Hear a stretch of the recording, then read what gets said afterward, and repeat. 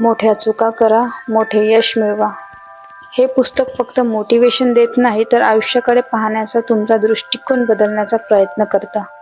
चुका करण्याची भीती कशी सोडायची आणि आत्मविश्वासाने निर्णय कसे घ्यायचे. अपयशाला शेवट न समजता त्यातून शिकून पुढे कसं जायचं. करिअर, पैसा आणि यश याकडे योग्य दृष्टिकोनातून कसं पाहायचं.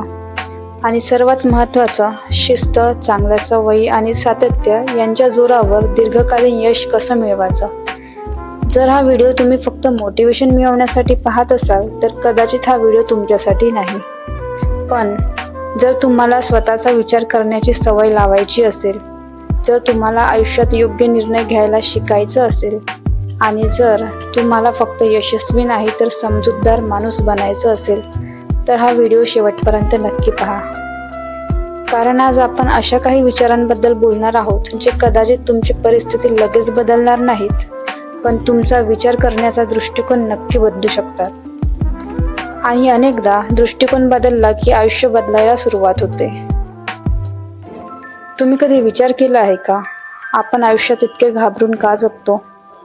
चूक होईल, लोक काय म्हणतील, नोकरी गेली तर, व्यवसाय फसला तर, नातं तुटलं तर. आपलं संपूर्ण आयुष्य काय बिघडेल या एका प्रश्नाभोवती फिरत राहतं. पण एक क्षण स्वतःला विचारा, ज्या व्यक्तीने कधीच चूक केली नाही त्या व्यक्तीने आयुष्यात खरंच नवीन काही करण्याचा प्रयत्न केला असेल का. प्रत्येक यशाची सुरुवात एका चुकीपासून होते. लहानपणी आपण चालायला शिकलो तेव्हा किती वेळा पडलो होतो. कोणी आपल्याला तू पडतोस म्हणून चालू नको असं सांगितलं होतं का. नाही ना.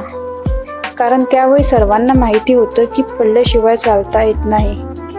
मग मोठे झाल्यावर नियम का बदलले. आता एक चूक झाली की आपण स्वतःलाच अपयशी घोषित करतो, समाजही तेच करतो. पण वास्तव्य वेगळं आहे. यश मिळवणारे लोक चुका टाळत नाही, ते प्रत्येक चूक समजून घेतात. चूक म्हणजे तुमची ओळख नाही. एखादा निर्णय चुकीचा ठरला याचा अर्थ तुम्ही चुकीचे आहात असा होत नाही. व्यवसाय बंद पडला याचा अर्थ तुम्ही संपलात असाही होत नाही. एखाद्या परीक्षेत नापास झालात याचा अर्थ तुमची क्षमता संपली असा होत नाही. लोक अनेकदा स्वतःची ओळख त्यांच्या अपयशाशी जोडतात आणि तिथून आत्मविश्वास तुटायला सुरुवात होते. लक्षात ठेवा, घटना वेगळी असते आणि तुमची किंमत वेगळी असते. बहुतेक लोकांना अपयशाची भीती नसते, त्यांना लोकांच्या मनाची भीती असते. लोक हसतील, नातेवाईक बोलतील.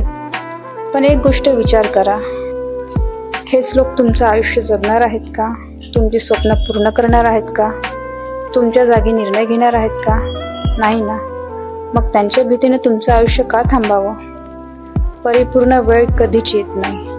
अनेक लोक म्हणतात, थोडा अनुभव आला की मी सुरू करेल, थोडे पैसे जमले की मी सुरू करेल, योग्य वेळ आली की मी सुरू करेल.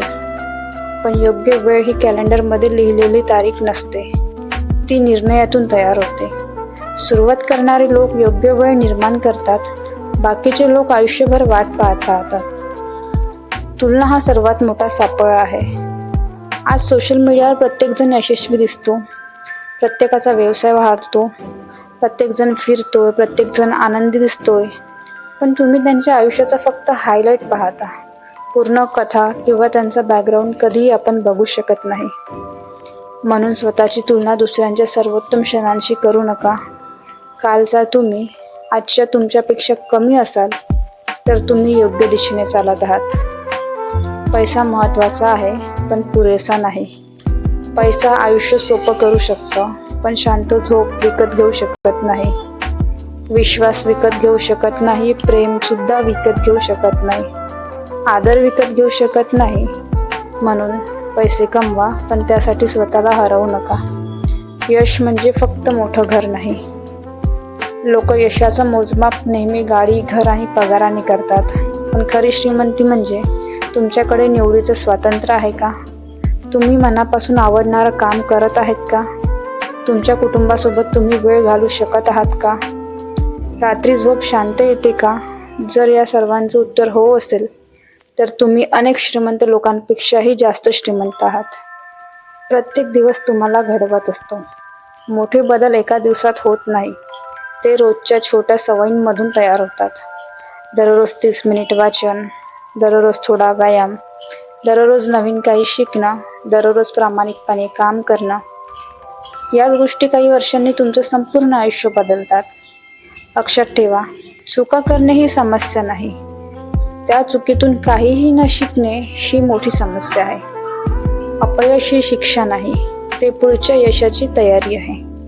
तुमचं आयुष्य बदलणारं उत्तर मला भीती नाही हे नाही, तर मला भीती आहे पण तरीही मी प्रयत्न करणार.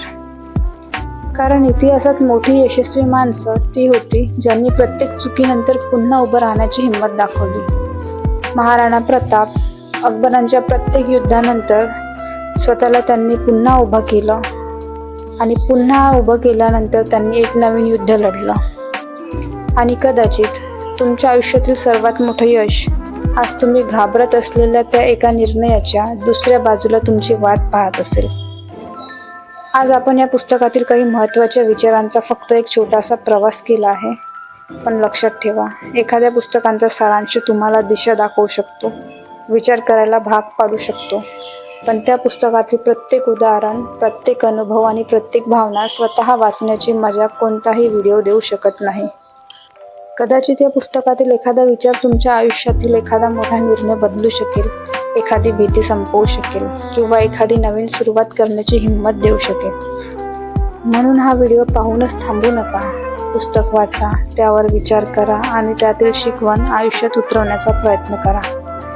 तुम्ही आयुष्यात पहिल्यांदा कोणतं पुस्तक वाचलं होतं हे कमेंट्समध्ये नक्की कळवा.